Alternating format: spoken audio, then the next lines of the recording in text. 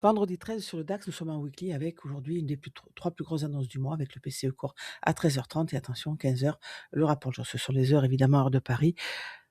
À la question: «Est-ce que cette bougie va nous laisser une imbalance?» On aura la réponse évidemment ce soir. Côté objectif, on a atteint les 2 premiers. Il nous reste les 22 700. On va aller le voir plus clairement dans les unités de temps inférieures. Daily pour placer le plus haut et le plus bas d'hier. On voit qu'on a une grosse bougie d'hésitation et on est sur ce niveau de volume imbalance baissier et croisé par un volume imbalance aussi. On en a parlé aussi cette semaine et on voit que c'est vraiment un niveau très résistant, mais la bougie a quand même été chercher le bas de ce volume imbalance. Donc cette impulsion haussière, pardon, au-dessus de mon niveau violet. Je vous rappelle que c'est sur ce niveau-là que je cherchais un reversal, ressemble vraiment à une fausse cassure.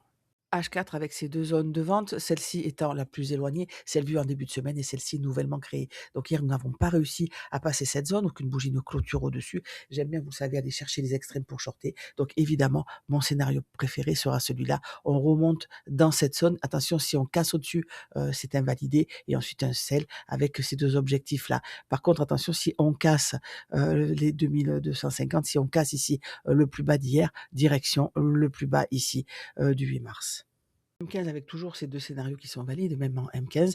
Que sont ces gros traitements? Je vais vous expliquer. Ça, c'est, le prix de la fin de journée sur notre DAX et j'ai noté au-dessus de moi cette liquidité. Pourquoi? Parce que vous voyez qu'on a des mèches, le corps des bougies n'arrive pas à clôturer en dessous et en dessous de nous, nous avons le prix à 8h30. Pourquoi celui-là? Parce qu'il est au-dessus de notre opening range qui était placé là. Donc une fois que, le la deadline est dépassée, je m'attends à ce que le prix aille travailler ces 2 niveaux et pas au-delà jusqu'au lendemain. C'est ce qu'il a fait. On a créé l'Asian et ensuite le prix a été chercher le 8h30. Je vais maintenant mettre mon, graphe à jour, c'est-à-dire rajouter le RTH gap. Je vous rappelle qu'hier, il a été rincé dans les 2 sens malgré sa taille, donc on n'a pas respecté les statistiques, mais c'est souvent le cas en temps de guerre et aujourd'hui, je vais mettre aussi le prix de 8h30 à jour. Les horaires de Francfort, notre Asian a disparu et on constate que notre RTH gap est tout petit. Donc à ce moment-là, ça nous donne une indication sur une matinée un petit peu à haute résistance, un petit peu compliquée. En général, je dis une matinée ou une journée, mais avec la grosse annonce de cet après-midi, sur fond de contexte mondial compliqué, on peut avoir cet après-midi quand même une clôture de semaine assez spectaculaire. Travaille avec le M15 à gauche et le M1 à droite, correspondant à M15, prise de liquidité, impulsion baissière et micro-range. Donc là, on a un plus bas, plus haut. Donc je m'attendrai en temps normal à ce qu'on prenne ce niveau pour remonter dans ma zone en haut. Je vous rappelle qu'elle n'a pas été travaillée, mais nous sommes en forte tendance baissière. Pour le moment, on va regarder ce qui se passe à M1 et ensuite faire le point de ces 2 unités de temps. Rien ne change, on a ce niveau ici, hein, des 23 350. Si on le casse, on va chercher plus bas petit piège, on peut venir chercher les stop vendeurs dans notre suspension block avant de faire ce mouvement.